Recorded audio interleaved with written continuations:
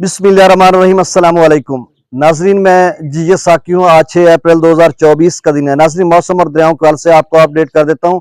कल पीडीएम में पंजाब यानी पंजाब डिजास्टर मैनेजमेंट अथॉरिटी की जानिब से एक मरासला जारी होता है, एक नोटिफिकेशन जारी होता है, जिसमें उन्होंने बताया था कि 1991 से लेकर ताहाल तक यानी 30-35 सालों में जो अप्रैल के महीने में इस मरतबा दर्जा हरारत होगा वो यानी औसतन ज्यादा होगा। तो इस हवाले से आपने एहतियात करनी है, क्योंकि उन्होंने जो नक्शा बताया उस पर वो रेड ही था और उसमें यही बताया गया था कि जो गुज़श्ता 30-35 सालों में जो अप्रैल के महीने में टेम्परेचर होता है उसमें कुछ ज्यादा होगा, लेकिन हीट वेव नहीं होगी या इस तरह से उन्होंने कोई ज्यादा खतरनाक सूरत हाल नहीं बताई। तो इसमें एक मिला जुला सा रद्द अमल रहेगा ऐसे में कि जब वो बता रहे हैं कि टेम्परेचर औसतन ज्यादा होगा और फिर बारिशों के सिलसिले भी हैं दो, यानी एक 10 अप्रैल से 20 अप्रैल के दरमियान है और फिर एक 20 अप्रैल से 30 अप्रैल के दरमियान है। तो उसमें जब बादल और मौसम रहेगा, बारिश रहेगी, तो उसके दौरान जो सूरत हाल है वो जो टेम्परेचर की वो बता रहे हैं वो कम रहेगा। और अगर टेम्परेचर ज्यादा होता है जिस तरह से वो बता रहे हैं अप्रैल या मई या जून के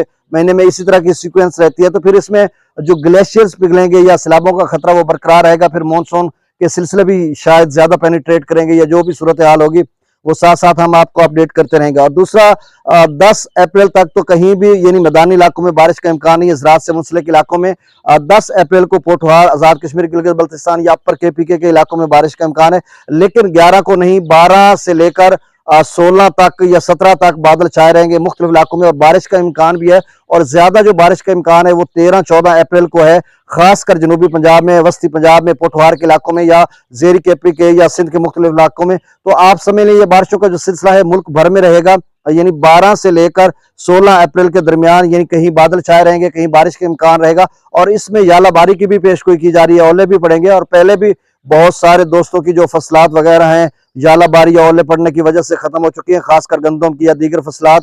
लेकिन अब फिर से पक्की फसल है जिसमें जो कटाई का अमल है वो शुरू हो चुका है, पंजाब में भी और सिंध में तो आखिरी मराहल में है। तो ऐसे में अगर यालाबारी आती है तो यकीनन ये सूरत हाल खतरनाक हो सकती है। तो बहरहाल अल्लाह ताला आपको अपनी हिफ्ज़-ओ-मान में रखे। तो इस तरह का मौसम की सूरत हाल है। अब दरियाओं का डाटा मैं शेयर कर देता हूँ। त्रिबेला डैम का जो लेवल है वो 1421 फीट है। मंगला डैम का लेवल 1098 फीट। दरिया सतलुज में गंडा सिंह वाला पर 0 क्यूसेक है। सुलेमान की पर 3389 क्यूसेक। इस्लाम पर 1777 क्यूसेक। दरिया रावी में जसर पर 1284 क्यूसेक। शादरा पर 1446 क्यूसेक। बल्लो की पर 7125 क्यूसेक और सिद्धनई बिराज पर 6610 क्यूसेक। दरिया चिनाब में मराला पर 9680 क्यूसेक। खानकी पर 5325 क्यूसेक। कादराबाद पर 0 क्यूसेक।